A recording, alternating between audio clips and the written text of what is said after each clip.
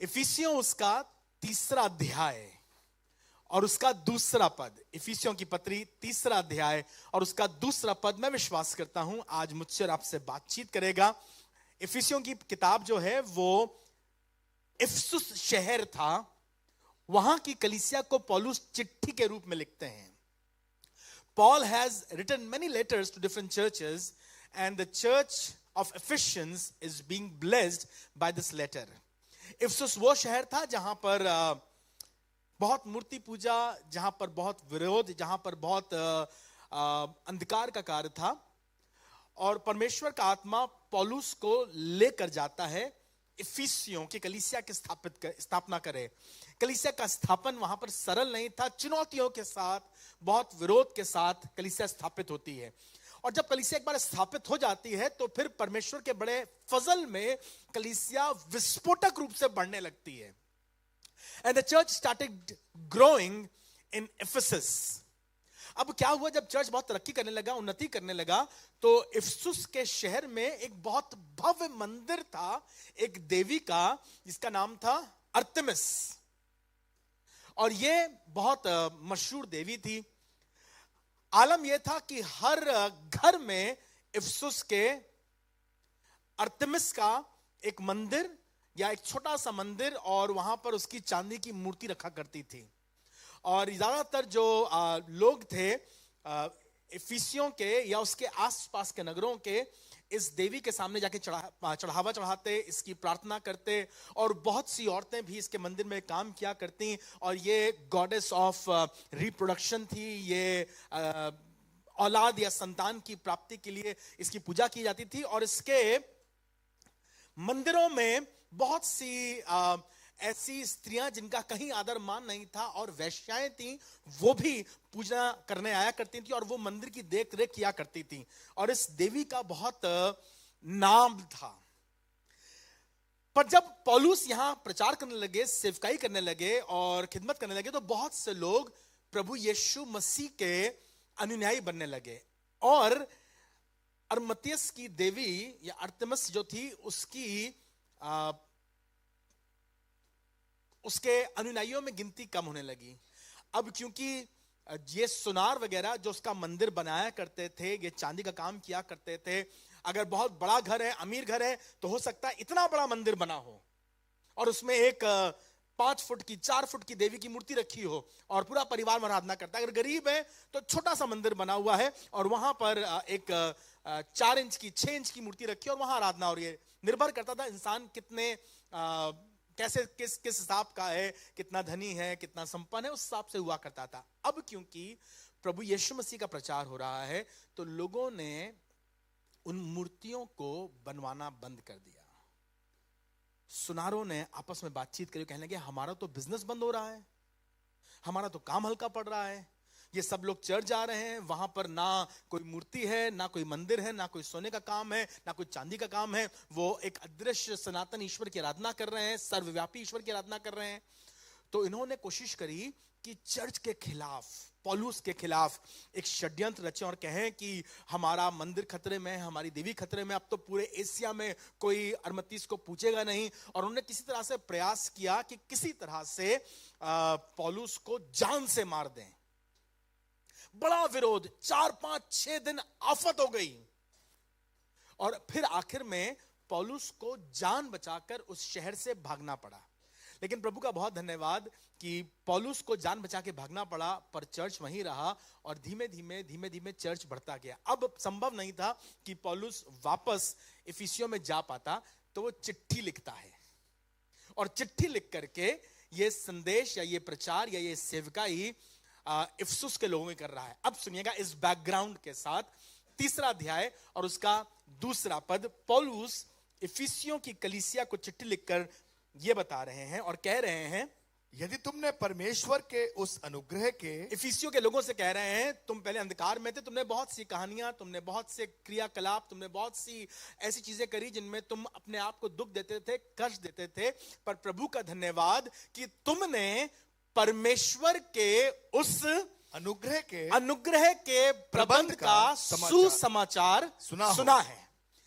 I just want to encourage you, whatever you were doing, wherever you were in this world, इस संसार में हम कोशिश करते किसी तरह से अपने कामों से प्रभु को प्रसन्न कर सकें, प्रभु के पास पहुंच सकें, किसी तरह से हम अपने आप को शुद्ध करके, सफेद कपड़े पहनकर, नहा करके, यहां जाकर वहां जाकर हम अपने आप को प्रभु के योग बना दें। पर सच बात तो यह है कि उस परमेश्वर ने हमारे लिए अनुग्रह का प्रबंध किया है।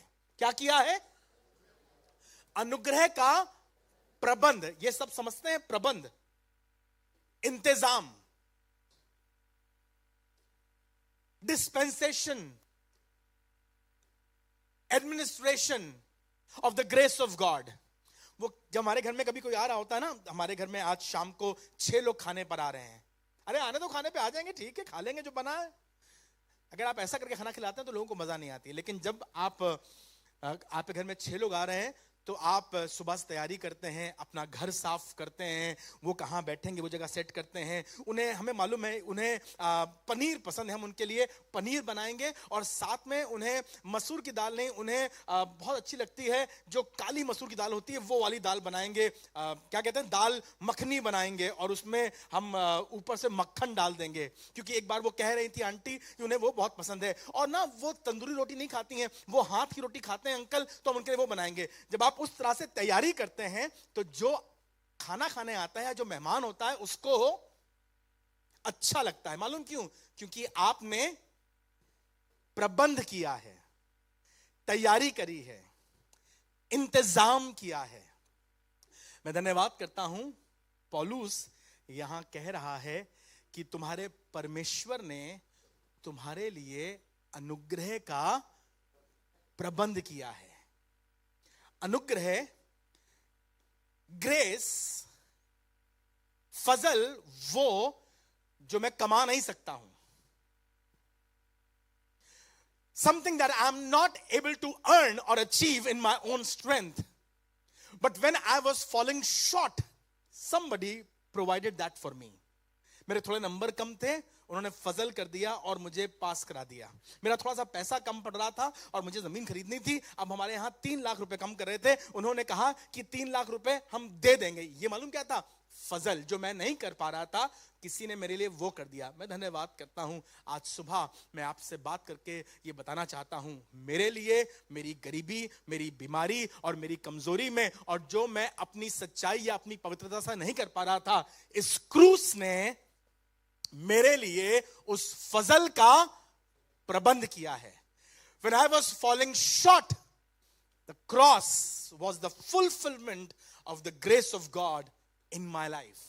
और आज पौलुस बहुत खुशी से कह रहे हैं और बहुत धन्यवाद से कह रहे हैं, प्रभु आपका धन्यवाद आपके उस फजल के इंतजाम के लिए जो आपने मेरे लिए बनाया। प्रभु धन्यवाद आपके उस अनुग्रह के प्रबंध के लिए जो आपने मेरे लिए मेरी जिंदगी के हर दिन में और हर क्षण में किया है। जब मैं स्कूल में खड़ा होता हूं तो मैं महसूस करता हूं, परमेश्वर तूने मेरे लिए अपने फजल में इंतजाम किया है। जब मैं कहीं सड़क पे चल रहा हूं तो मुझे मालूम चलता है इस समय असंभव है, लेकिन पता नहीं क्यों प्रभु ने मेरे लिए इंतजाम कर दिया और मुझे गाड़ी मिल गई। जब मैं सड़क पे जा रहा था, भयानक एक्सीडेंट हुआ, गाड़ी के परखच्चे उड़ गए, लेकिन प्रभु आपने मुझे बचा लिया। ये आपके फजल का इंतजाम है। हालेलुया।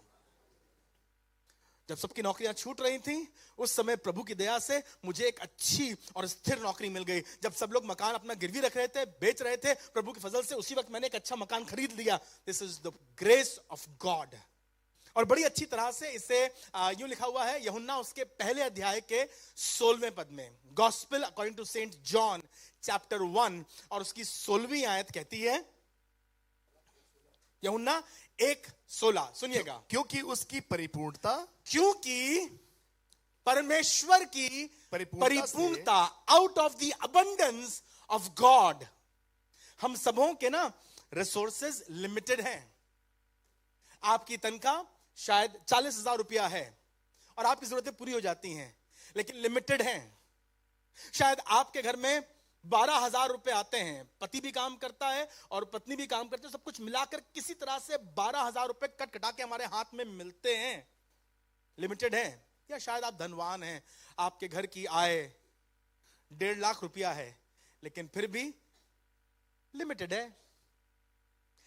पर मैं आपसे बात कर रहा हूं उस खुदा की जो अनलिमिटेड है और लिखा हुआ है यूहन्ना 1:16 में, उसकी परिपूर्णता से, परिपूर्णता से, उसकी भरपूरी से, उसकी बहुतायत से, out of the abundance overflowing grace.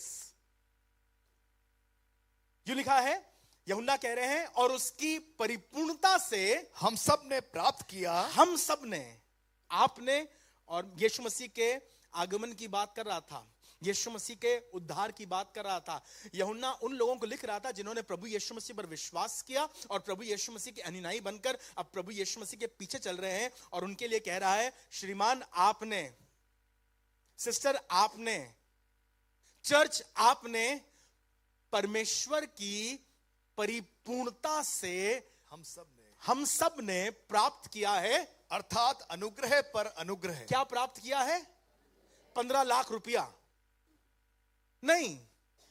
क्या प्राप्त किया? सबके बैंक में 15-15 लाख रुपए आ गए? नहीं। सबने क्या प्राप्त किया? सबके यहां गैस का एक सिलेंडर।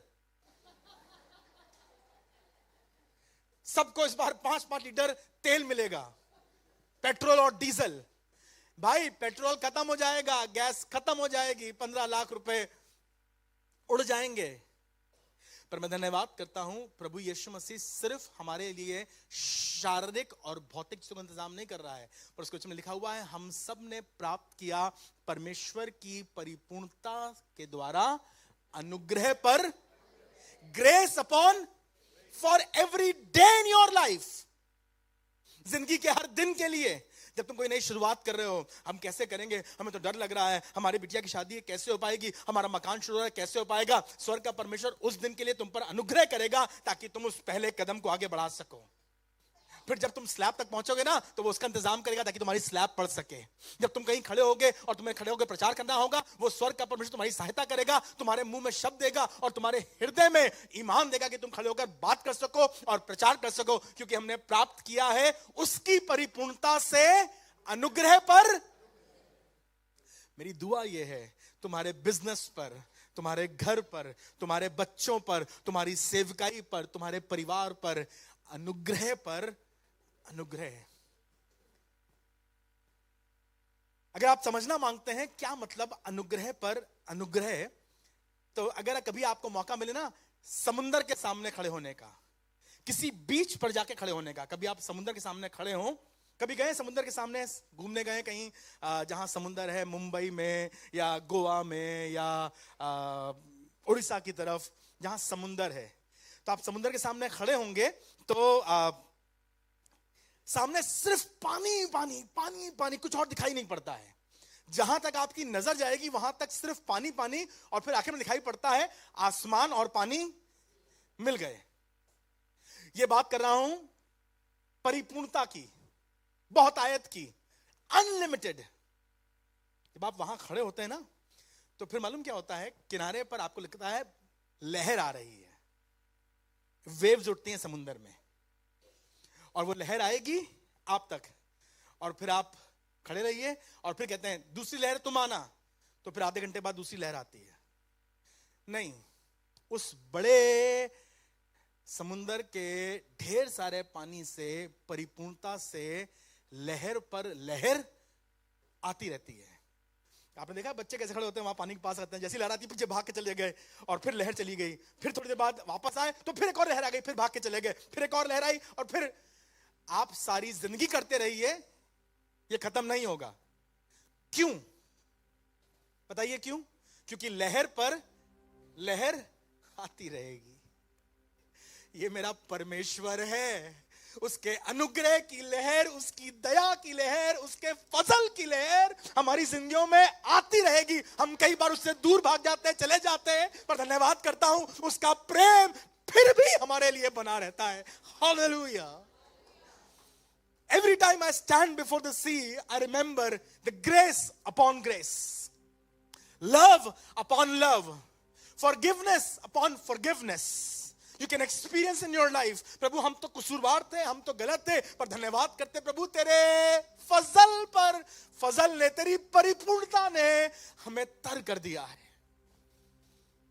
नदियां सूख जाती हैं पर समुंदर नहीं सूखता।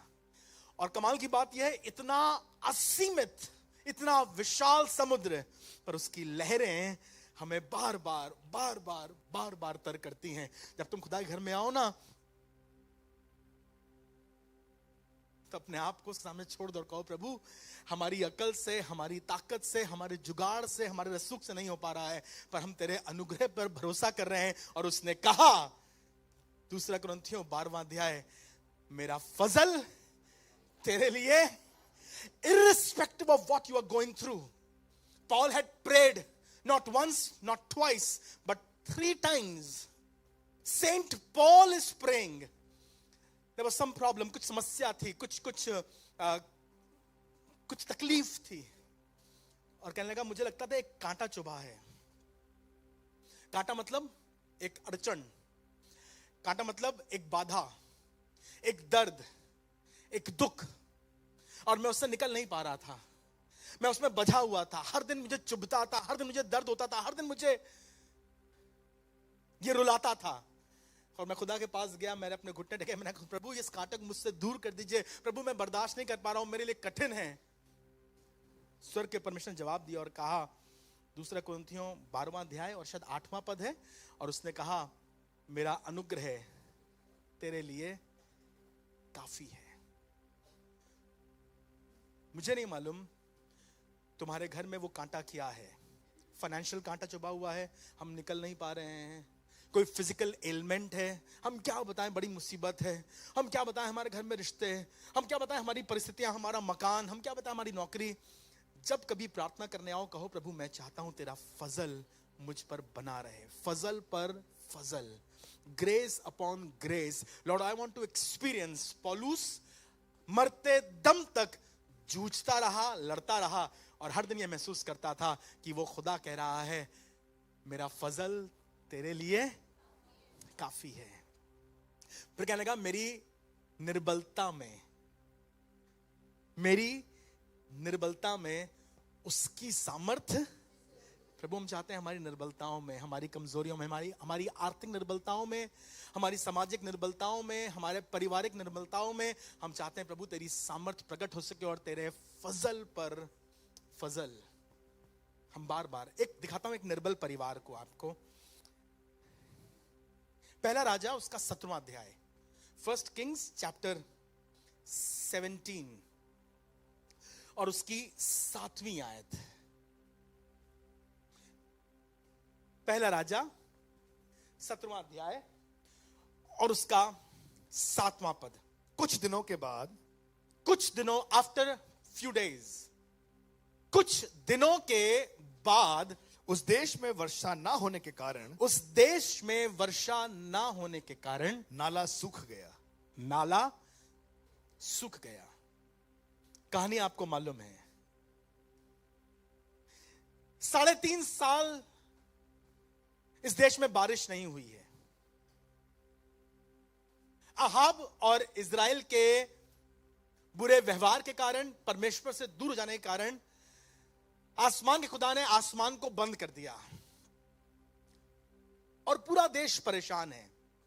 परमेश्वर ने एलिया से कहा, जो उसका भय मानता था, तू जा और जाकर करीत नाम गांव में उस बहते हुए पानी के पास, सोते के पास, गो बाय द ब्रुक,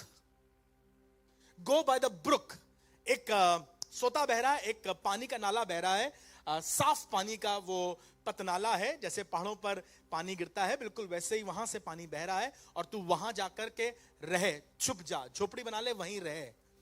और मैंने तेरे लिए कौओं को आज्ञा दी है कि वो तुझे खाना दिया करें। तो अकाल के समय में, in the times of famine,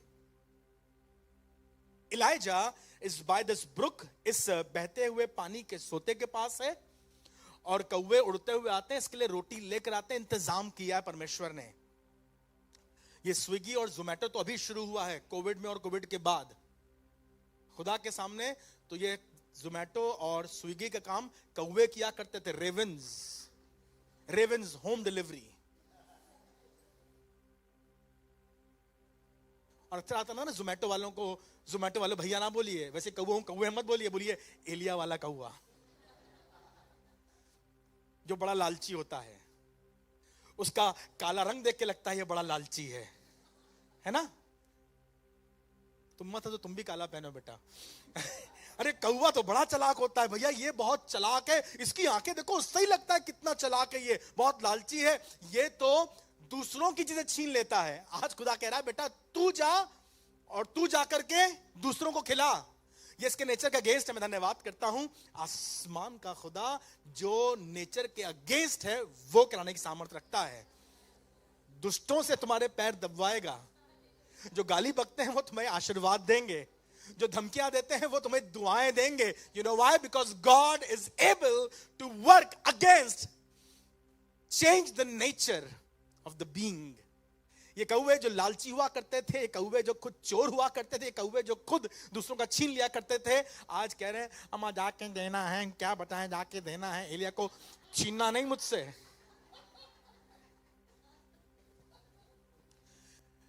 ये कौवे पता नहीं कैसे अपने आप को रोक रहे हैं कि हमने आज तक किसी को दिया नहीं, सिर्फ लिया है। आपने सुना ना, कुछ लोग कहते हैं उनसे कुछ मांगिए या उनसे कुछ कहिए तो कहते हैं क्या बात कर रहे हो, क्या तुम्हारा लेकर भाग जाएंगे? जिसका लिया उसका दिया नहीं, तुम्हारा लेकर भाग जाएंगे। जी, जिसका लिया इन्होंने आज तक कभी नहीं दिया, और बहुतों का लेकर भाग गए। स्कूल में जब बच्चे टिफिन करते हैं ना, तो ये कौवे, लालची पक्षी, गिद्ध वगैरह आते हैं और हाथ से निवाला छीन के चले जाते हैं। कौवे उन पक्षियों में से एक है। आसमान के खुदा ने कौवों के हाथ में निवाला दिया कि जाओ जाकर के एलिया को खिला दो। Expect a raven to provide for you. और लिखा हुआ कुछ दिनों के बाद वो नाला सूख गया और कौवे भी आना बंद हो गए। अब एलिया परेशान, यार अभी तक तो कौवे आ रहे थे, अब कौन खिलाएगा, अब कौन हमारी मदद करेगा, हमारी कौन सहायता करेगा? परमेश्वर ने कहा यहां से उठ और तू सामने जा सारपत में। मैंने वहां एक कौवे को खाना, कौवा नहीं है वहां पर, वहां एक नाला नहीं, नाला भी नहीं है, वहां पर मैंने विधवा को, एक औरत को आज्ञा दी है कि वो तुझे खाना खिलाए। तो एलिया ने कहा ठीक है प्रभु, मैंने भरोसा किया आप पर, अगर आप कौवों से खिलवा सकते हैं तो ये तो इंसान है, she is a human being, she will definitely provide. And Elijah is heading toward Zarephath, सारपत की तरफ जा रहा है और देखता जा रहा है कोई अच्छा बड़ा घर दिखाई पड़े, कोई 2 मंजिला मकान हो, किसी घर के सामने मर्सिडीज खड़ी हो, किसी के घर के सामने BMW खड़ी हो, किसी के घर के सामने रथ खड़ा हो, क्योंकि उस जमाने में इन्हीं लोगों के पास खाना होगा भाई। 3.5 साल का अकाल है, गरीबों के पास तो जब सब कुछ है तब खाने को नहीं होता है, ये अकाल के समय खाना कहां से होगा? तो वो ढूंढता हुआ जा रहा था, उसे कोई बड़ा घर दिखाई नहीं पड़ा, उसे लगा नहीं कोई अमीर आदमी है। तो उसने देखा कि एक औरत लकड़ियां बन रही है, उसके पास गया, कहने लगा दीदी जरा पानी पिला दो, थक गए घूमते घूमते, इतनी दूर से 18 कोस से चले आ रहे हैं, पानी पिला दो। खुदा ने कहा मैंने इसी औरत से कहा है। तो प्रभु ने कहा इस औरत से, ये तो बेचारी खुद ही 35 किलो की लग रही है, गरीब सी, इसकी तो साड़ी भी फटी हुई है, इसका घर तो झुक्की झोपड़ी जैसा है। प्रभु ने कहा मैंने इसी को कहा है। तुम्हारा भी तरीका अजीब है, कभी लालची कौवों से कह रहे हो और कभी मोहताज विधवा से कह रहे हो। अब एलिया ने अपनी आंखों से देखा था कि खुदा की बात मानकर कौवे खिला सकते हैं, तो उसे लगा कि अगर लालची कौवे खिला सकते हैं तो शायद ये मोहताज बेवा भी खिला दे, पानी ला देना। जब औरत जाने लगी तो कहने लगा और एक टुकड़ा रोटी भी लेती आना। लौट आई। इलियास कहने लगी खुदा की कसम, मेरे घर में सिर्फ मटके में मुट्ठी भर मैदा और कुप्पी में जरा सा तेल है। आपने देखा था ना, मैं बाहर लकड़ियां बिन रही थी, इसलिए बिन रही थी कि मैं चूल्हा जलाऊंगी, एक रोटी शायद पक जाए या छोटी छोटी 2 रोटी पकाऊंगी, मैं और मेरा ये 14 साल का लड़का हम खाएंगे और फिर मर जाएंगे। शायद 2 दिन रोटी खा के जिंदा रहें, शायद 3 दिन जिंदा रहें, but this is our last meal।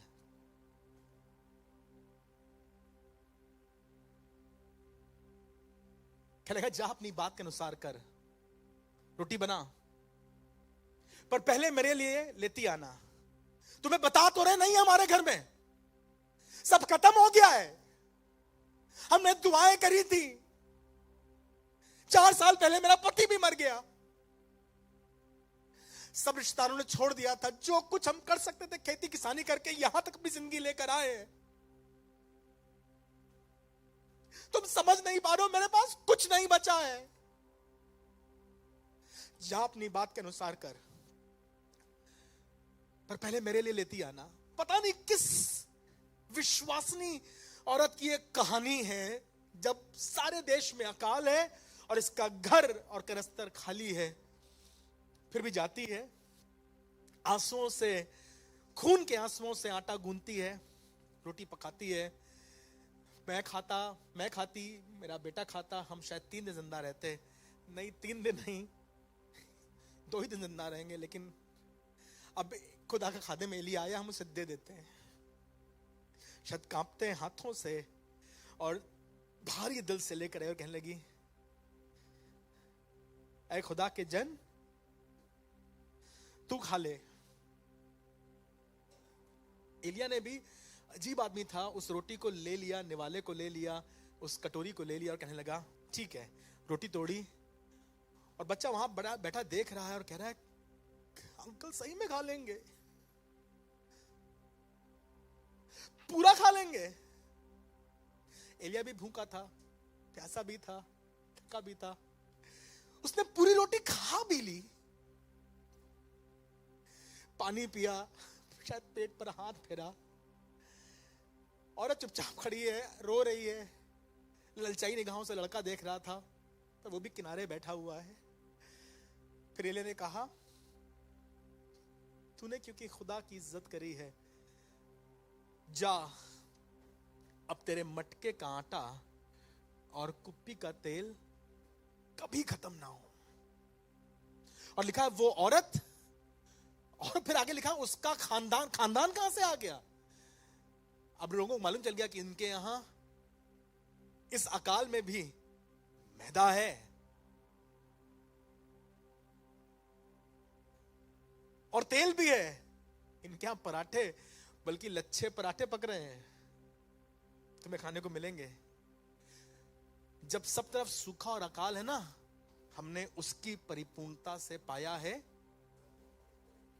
God has planned and prepared and managed and administrated and has dispensed his grace not only to Elijah, पर एलिया के द्वारा वो उस सारपत की बेवा का भी इंतजाम कर रहा है।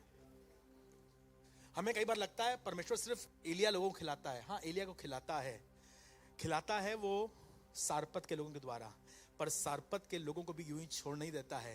कहने लगा मैंने तुम्हारे लिए भी अनुग्रह का प्रबंध किया है। The reason I was asking you to stretch your hand for the small things, बंद के लिए, चाय के लिए, आप जो टाइट देते हैं ना, उसमें इतना पैसा है कि बंद चाय हो सकती है। पर हम चाहते ये हैं कि जब तुम अपना हाथ बढ़ाते हो खुदा के लिए, जब मुट्ठी भर मैदा निकालते हो ना, तो स्वर्ग का परमेश्वर अपनी मुट्ठी भरकर मैदा डाल देता है। हमारी मुट्ठियां छोटी हैं, हमारी मुट्ठियां कमजोर हैं, पर उसकी मुट्ठी बड़ी अमीर है। खुदा बाप, हम चाहते हैं तेरी मुट्ठी पर हम भरोसा रखना सीख सके।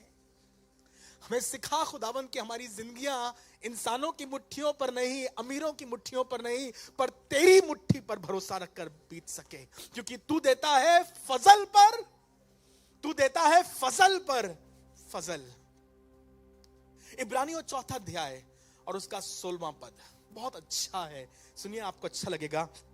ये कहानी उसके फजल की, ये कहानी उसके प्रबंध की, ये कहानी उसके प्रोविजन की। The grace, the theological word is dispensation of the grace of God. परमेश्वर ने पौलुस के द्वारा इफसुस के लोगों पर, जो अंधकार में पड़े थे, मूर्ति पूजा में फंसे थे और बीमारियों में नाश हो रहे थे, व्यभिचार और वेश्यावृत्ति बढ़ती जा रही थी, उनके लिए फजल का इंतजाम किया। और मैं आज प्रार्थना कर रहा हूं किसी के लिए इस पल यीशु मसीह नासरी के नाम से फजल का इंतजाम हो सके।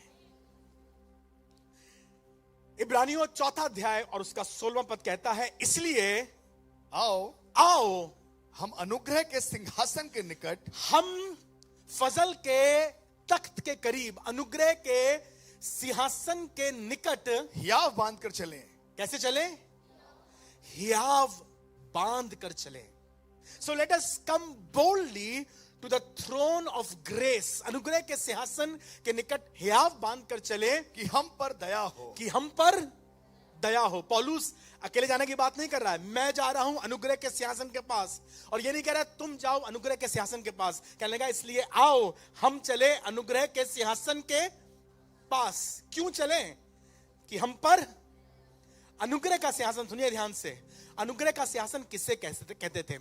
जब परमेश्वर ने मूसा को वाचा का संदूक बनाने की आज्ञा दी और मूसा ने वाचा का संदूक बनाया, when he prepared the ark of the covenant, जो वाचा का संदूक था वो दो भागों में बना हुआ था। एक नीचे बक्सा था जिसके अंदर उसने सोने के बर्तन में मन्ना धरा था। मन्ना दर्शाता है परमेश्वर के उपाय को, द प्रोविजन ऑफ गॉड।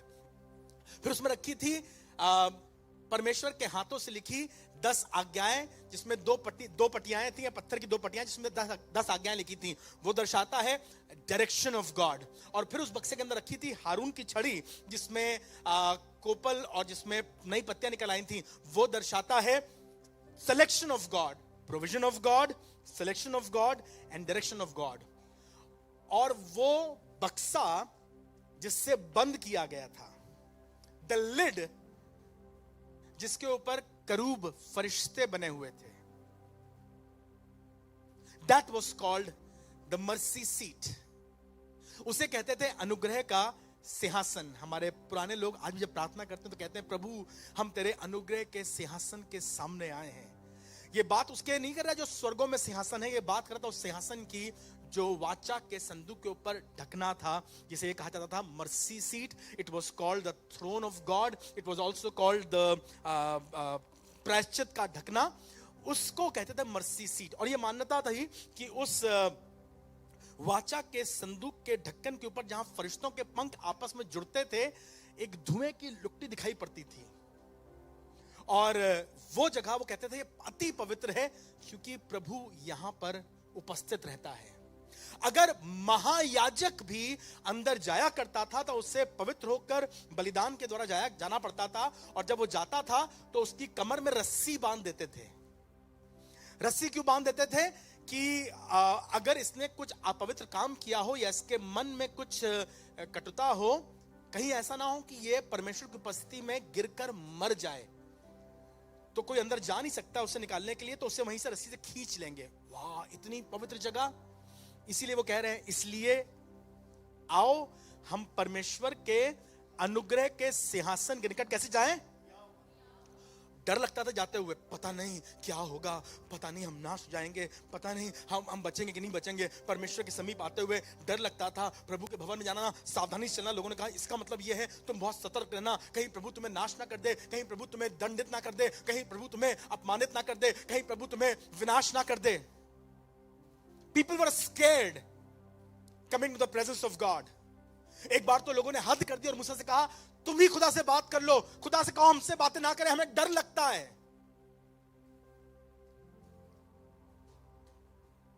जब यीशु मसीह इस सलीब पर कुर्बान हुए, when Jesus died on the cross, Bible बताती है और मंदिर का पर्दा ऊपर से लेकर नीचे तक फट गया। मालूम क्यों फट गया?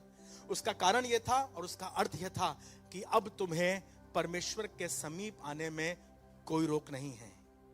और उसी विचारधारा और उसी बात को ध्यान में रख के पौलुस कह रहे हैं पहले हमें डर लगता था, हम घबराते थे, व्यवस्था हमें दूर रखती थी, लेकिन अब परमेश्वर के अनुग्रह ने, परमेश्वर के बड़े फजल ने और प्रभु के अनुग्रह के प्रबंध ने हमें परमेश्वर की पवित्र उपस्थिति में बुलाया है। इसलिए आओ हम अनुग्रह के सिंहासन के निकट, मैं यीशु के लहू से धुला हुआ हूं, मुझ पर दंड की आज्ञा नहीं है। जितनों ने प्रभु यीशु मसीह ग्रहण किया अब वो उसकी संतान है। ये हमारा हियाव है और आज हम हक से कह सकते हैं प्रभु हमें हमें मालूम है कि तूने हमारे लिए अपने अनुग्रह में इंतजाम किया है। आइए अपनी आंखों को बंद करें और उस खुदा से जिस किसी परिस्थिति में आपको उसका फेवर चाहिए है, आपको उसका अनुग्रह चाहिए है, उससे कहिए प्रभु हम आपकी संतान हैं, मैं आपका बेटा हूं प्रभु, मैं आपकी बेटी हूं और मेरा इंतजाम कीजिए।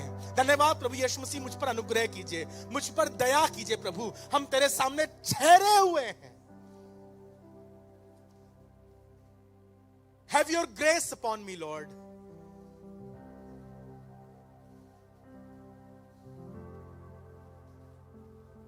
आप अपनी दुआ कीजिए, अपने खुदा से बातचीत, जहां कहीं से आप मेरी आवाज सुन रहे हैं, उस खुदा से कहिए प्रभु मुझ पर अनुग्रह कर, अनुग्रह के दाता मुझ पर अनुग्रह कर, मुझे तेरा फजल अपनी जिंदगी में चाहिए है। Lord I need your grace in my life. अस्पताल से,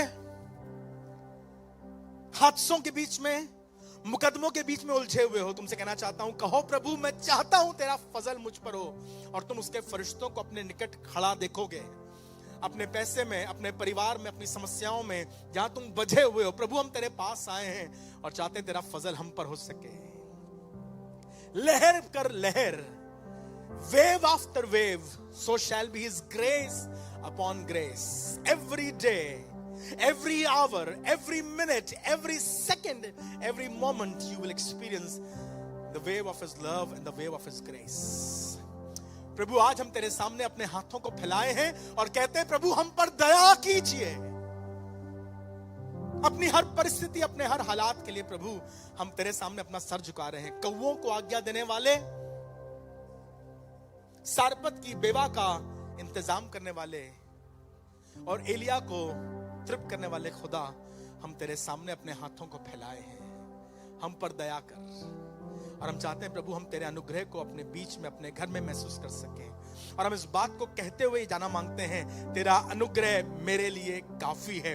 अस्पतालों के चक्कर लगाते हुए तेरा अनुग्रह मेरे लिए काफी है। बीमारी के बीच में तेरा अनुग्रह मेरे लिए काफी है। प्रभु अपनी घटी में, अपने कनस्तर में, जहां मुट्ठी भर मैदा और कुप्पी में जरा सा तेल है, मैं कहना चाहता हूं तेरा अनुग्रह मेरे लिए काफी है। और आज चाहते हैं प्रभु हमें सिखा कि हम तुझ पर भरोसा कर सके। हर एक प्रभु जो अपने दुआओं में तेरे सामने अपना सर झुकाए है, अपने हाथ फैलाए हैं, तेरे अनुग्रह का एहसास इसी वक्त हमारी जिंदगियों पे होने पाए। धन्यवाद के साथ यीशु के नाम से कहते हैं, आमीन।